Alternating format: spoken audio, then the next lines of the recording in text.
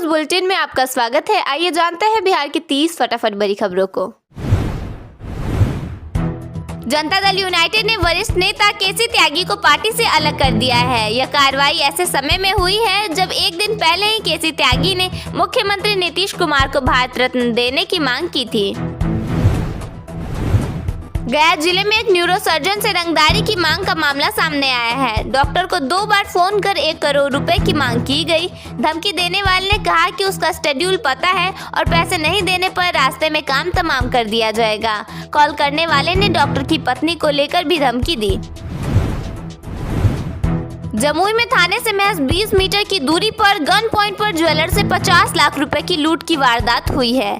बदमाशों ने पिस्टल की बट से ज्वेलर के साथ मारपीट की। पीड़ित सोना चांदी खरीदने जा रहा था, तभी अपराधियों ने घटना को अंजाम दिया। बिहार के 16 जिलों में न्यूनतम तापमान 7 डिग्री सेल्सियस से नीचे दर्ज किया गया है। वहीं 32 जिलों में कोल्ड डे की स्थिति बनी हुई है। मौसम विभाग ने कोहरे को लेकर अलर्ट जारी किया है। पटना में बर्फीली हवा चल रही है, जबकि छपरा में कोल्ड वेव की स्थिति है। भोजपुरी अभिनेता खेसारी लाल यादव ने कहा कि वह एक कलाकार हैं और राजनीति उनके लिए सही नहीं है। चुनाव में हार को लेकर उन्होंने कहा कि इसके लिए न तो कोई नेता जिम्मेदार है और न ही राष्ट्रीय जनता दल। उनका कहना है कि बिहार की जनता बदलाव नहीं चाहती। रोहिणी आचार्य ने इशारों में तेजस्वी यादव के सहयोगी संजय यादव पर तंज कसा है। उन्होंने कहा कि विरासत को खत्म करने के लिए नए अपने ही काफी होते हैं। रोहिणी ने यह भी कहा कि जब अंधकार सिर पर चढ़ जाए तो बुद्धि हड़ताल पर चली जाती है। एक सनसनीखेज घटना में साली ने महज 10,000 रुपए के लिए अपने जीजा की हत्या कर दी। आरोपी ने जीजा को 500 मीटर दूर बुलाया और कुदाल से उस पर 10 बार हमला किया। घटना के 5वें दिन शव को 3 फीट गहरे गड्ढे से बरामद किया गया। शेखपुरा में ससुराल से एक महिला का शव बरामद हुआ है। महिला के पति समेत 4 लोगों के खिलाफ FIR दर्ज की गई है। शव के मुंह और नाक से खून निकल रहा था और एक दांत टूटा हुआ पाया गया। पटना में सराफा व्यापारी से लूटपाट के दौरान गोली मारने की घटना हुई है। मनेर इलाके में व्यापारी दुकान बंद कर घर लौट रहा था, तभी उस पर हमला किया गया। घायल व्यापारी को पारस हॉस्पिटल रेफर किया गया है। बेगूसराय में NSUI कार्यकर्ताओं ने कुलपति का पुतला दहन किया। GD कॉलेज में हुए प्रदर्शन के दौरान छात्रों ने आरोप लगाया कि दलालों के कारण छात्र छात्राएं परेशान हैं और इनकी समस्याओं का समाधान नहीं हो रहा है। पटना जंक्शन के पास मेट्रो परियोजना का काम शुरू हो गया है, जिससे ट्रैफिक रूट में बदलाव किया गया है। मेन गेट पर आवाजाही प्रभावित हुई है। महावीर मंदिर के सामने नया अंडरग्राउंड सबवे बनाया जाएगा। प्रेमिका के साथ चलने से मना करने पर एक युवक ने उसके बच्चे का अपहरण कर लिया। आरोपी बिहार से दिल्ली गया और वहां से बच्चे को उठाकर फरार हो गया। कानपुर में ट्रेन को घेर कर RPF ने आरोपी को पकड़ लिया। बिहार में पुलिस कर्मियों द्वारा ड्यूटी के दौरान रील्स बनाने का मामला सामने आया है। मुख्यालय के निर्देश के बावजूद पुलिसकर्मी बॉलीवुड डायलॉग और म्यूजिक पर वीडियो बना रहे हैं। एक महिला सिपाही को इस मामले में पहले ही निलंबित किया जा चुका है। बिहार के 31 जिलों में घने कोहरे और कोल्ड डे को लेकर ऑरेंज अलर्ट जारी किया गया है। मौसम विभाग के अनुसार हिमालयी क्षेत्रों में हो रही बर्फबारी का सीधा असर बिहार के मौसम पर पड़ रहा है। बिहार के औद्योगिक क्षेत्रों में AI कैमरा युक्त स्मार्ट पोल और स्मार्ट शटर लगाए जाएंगे। इसकी शुरुआत पायलट प्रोजेक्ट के रूप में चुनिंदा इंडस्ट्रियल जोन से होगी। उद्योग वार्ता के दौरान मुख्य सचिव प्रत्यय अमृत ने कहा कि डिजिटल गवर्नेंस और आर्टिफिशियल इंटेलिजेंस के जरिए बिहार प्रशासन और औद्योगिक ढांचे को स्मार्ट बनाने की दिशा में आगे बढ़ रहा है। इसके लिए केरल के सबरीमाला में लागू स्मार्ट शेल्टर और स्मार्ट पोल मॉडल को बिहार में अपनाने की तैयारी की जा रही है। बिहार के DGP विनय कुमार ने बड़ा खुलासा किया। DGP के मुताबिक राज्य में 60% आपराधिक घटनाओं का कारण जमीन विवाद है। जमीन विवादों का निपटारा सही समय पर नहीं होने की वजह से अक्सर ये आपराधिक मामलों में बदल जाते हैं। इस दौरान उन्होंने यह भी कहा कि अगर समय रहते जमीन से जुड़े मामले का निपटारा हो जाए तो आपराधिक घटनाओं में कमी आ सकती है।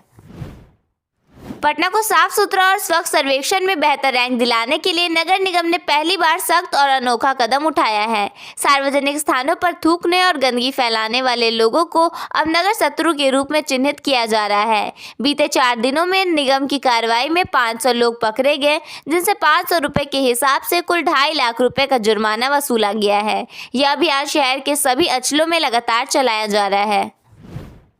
सीतामढ़ी जिला जल्द ही एक टूरिस्ट हब के रूप में बदलने वाला है। पुनौरा धाम में भव्य मंदिर का निर्माण शुरू हो चुका है। इस बीच सीतामढ़ी और अयोध्या के बीच रेल कनेक्टिविटी मजबूत होने वाली है। सीतामढ़ी की टाउन प्लानिंग अयोध्या की तरह की जा रही है।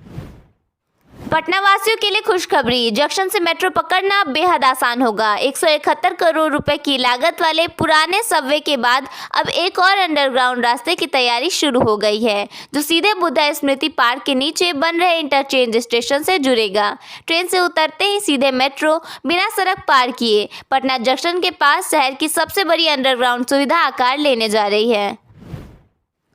रेल विभाग ने जमुई मॉडल स्टेशन के आधुनिकीकरण के लिए 4.5 करोड़ की राशि स्वीकृत की है। इस योजना के तहत नई रेल लाइन, सटिंग नेक और गुड्स वार्फ का निर्माण शुरू हो गया है।